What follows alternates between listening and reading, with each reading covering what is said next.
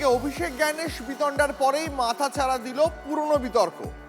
ময়না এবং বারুইপুর পূর্বের দুই ইআরও এবং দুই এইআরওর বিরুদ্ধে অবিলম্বে এফআইআর করার নির্দেশ সিইওর দফতরের। এবার ডিইওকে অবিলম্বে এফআইআর করার নির্দেশ দিল সিইওর দফতর।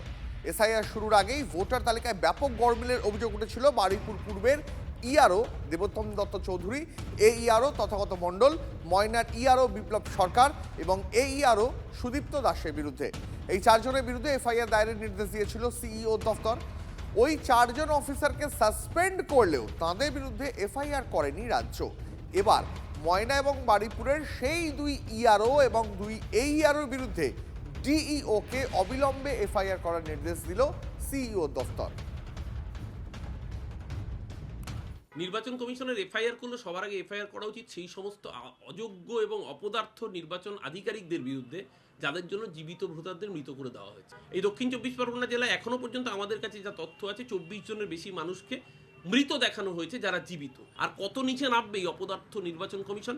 এরপরে দোকান কাটাদের লজ্জা হবে না বিজেপির হয়ে তাবেদারি করবার, দালালি করবার? আর কত দালালি, বাংলার মানুষের কত রক্ত চাই এদের এই নির্বাচন কমিশনের? এইসব শোকজ ফোকাজের নাটক না করে আগে জ্ঞানেশ কুমারের উচিত নিজেকে শোকজ করা। সব বিজেপির পাপ ঢাকার জন্য, নিজেদের পাপ ঢাকার জন্য বিজেপিকে মদত করছে আর বিজেপির পাপ ঢাকার চেষ্টা করছে। 30 লাখের পর এবার আরো 24 লাখ ভোটারকে কমিশনের শুনানির মুখোমুখি হতে হচ্ছে। নো ম্যাপিং ভোটারের পর এবার প্রজেনি ম্যাপিং তালিকায় থাকায় 24 লক্ষ ভোটারকে শুনানির জন্য ডাকছে কমিশন। বৃহস্পতিবার থেকেই নোটিশ দেওয়া শুরু হয়েছে নির্বাচন কমিশনের লজিক্যাল ডিসক্রিপেন্সি, অর্থাৎ ভোটারদের তথ্যগত অসঙ্গতির সংখ্যায় বদল। এই সংখ্যা কমে দাঁড়ালো 94,94,000, যা ছিল 1,36,00,000। এক ব্যক্তির সঙ্গে 6 জনের লিঙ্ক করানো হয়েছে, এইরকম সংখ্যা 23 লক্ষ। নাম মিলছে না এমন সংখ্যা 51 লক্ষ। বাবার বয়সের সঙ্গে ছেলের বয়সের ফারাক 15 বছরের কম এমন ভোটার 4,74,000। বাবার বয়সের সঙ্গে বয়সের পার্থক্য 50 বছরের বেশি 8,41,000। ঠাকুরদার বয়সের সঙ্গে ভোটারের বয়সের অসঙ্গতি 3 লক্ষের। মালদা, মুর্শিদাবাদ, উত্তর দিনাজপুর, দক্ষিণ 24 পরগনা সহ সীমান্তবর্তী জেলাগুলোর অন্তত 50টি বিধানসভার ক্ষেত্রে প্রজেনি ম্যাপিংয়ের শতাংশ অস্বাভাবিক বেশি, কোথাও কোথাও 200%-রও বেশি। সেই তালিকায় খতিয়ে দেখছে কমিশন।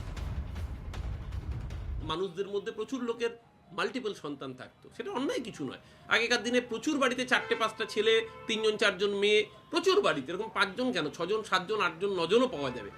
আপনি আপনার পাড়া প্রতিবেশী বা আত্মীয় স্বজনের মধ্যেও দেখবেন আগেকার দিনের জেনারেশনে এই ঘটনা খুব আনকমন ছিল না। স্বাভাবিকভাবেই তার রিফ্লেকশন ভোটার লিস্টও থাকতে পারে। বরঞ্চ নরেন্দ্র মোদী, এই নির্বাচন কমিশনের উচিত নরেন্দ্র মোদীর লোকসভাটাকে বারাণসীকে স্ক্রুটিনি করা। আসল ভূতটা ওখানেই লুকিয়ে রয়েছে।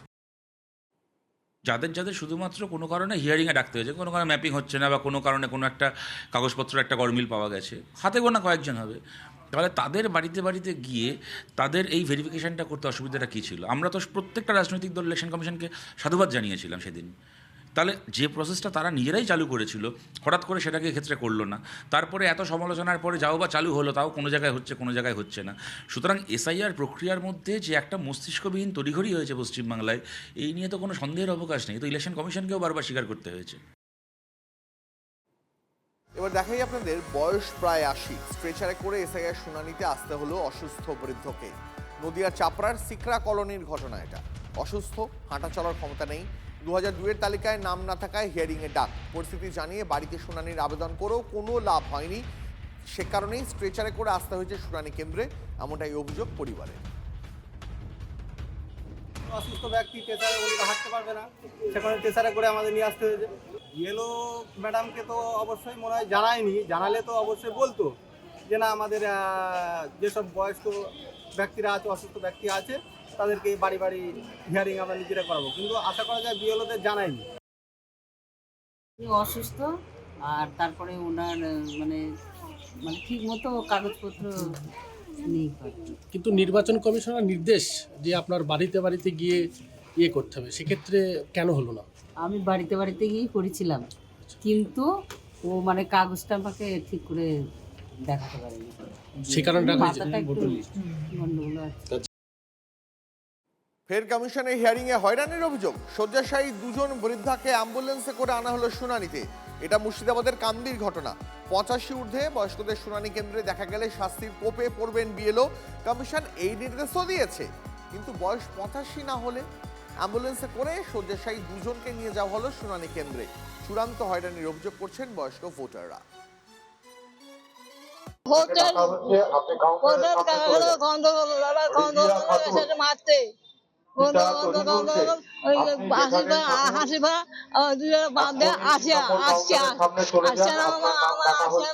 অসুবিধা আমার অসুবিধা হাঁটতে পারি না, মাথা খুব ঘুরে, মাথা পানি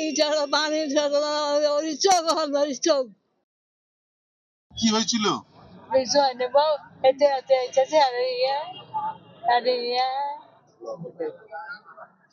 আপনার কি নাম? আমার মাছরা কি করতে এসেছিলেন এখানে?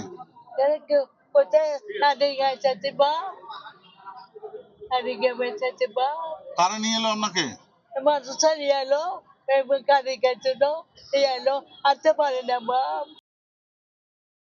এই এসআইআর এর নামে মানুষকে লাইনে দাঁড়ানো, মানুষকে হয়রান করা, মানুষের মৃত্যু, এগুলো ঘটছে প্রতিনিয়ত। তাই এই দুই মহিলার কি অন্যায় বলুন তো? বংশ পরম্পরায় এই বয়স্ক মানুষটার কি অন্যায় বলুন? এরা রোহিঙ্গা, এরা বাংলাদেশি? জিজ্ঞেস করবো বিজেপি পার্টিকে। তৈরি থাকুন, নতুন বছরে নতুন শপথ, বিজেপির বিদায় এই বাংলা থেকে।